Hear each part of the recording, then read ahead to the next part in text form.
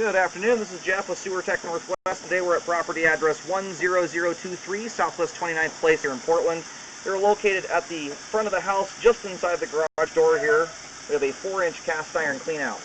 We're going to insert the camera and check the overall condition and serviceability of the sanitary sewer line. We currently have water running, and we're going to zero out right here at the bottom of the clean out. And off we go.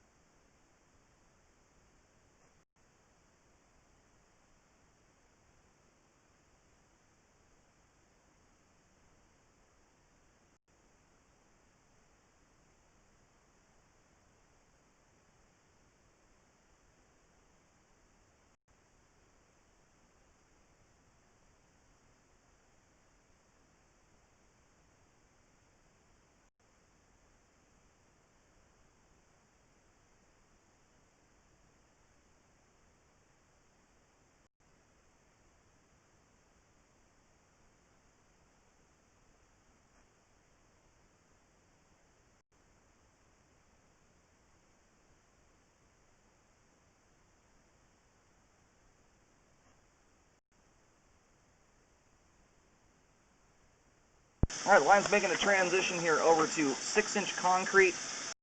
This is a small miracle to have cast iron that goes all the way out to this distance. Typically, this era of home, the cast iron would have ended about 3 to 5 feet outside the foundation wall, and you'd have concrete pipe the rest of the way to the main. And concrete pipe does not hold up nearly as well or as long as cast iron does.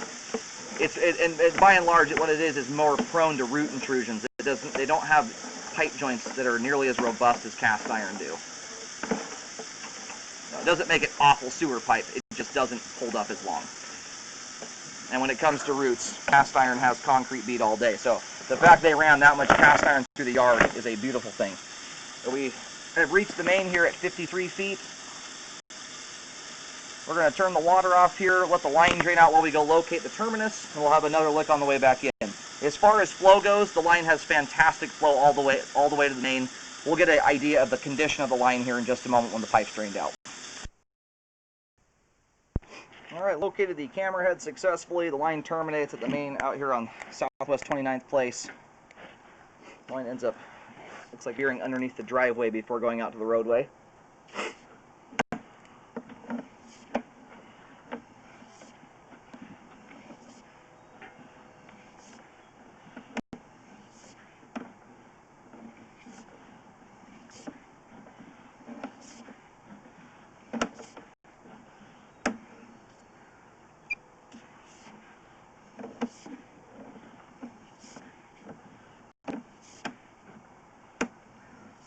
So, you got stuff like this sticking out from the pipe joint, which sometimes can be dirt. It can also be pipe grout.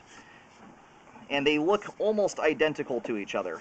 And so when I see stuff like that, what I'm also looking for, if I'm going to recommend repairs or be able to verify the joint is even open to the ground to begin with, I've got to see at least a few different signs. I want to see water staining around the pipe joint. I want to see, ideally, if you can get water dripping through the pipe joint from the outside. Earthworms crawling around all over the place. So those are the things I look for to try and confirm open pipe joints.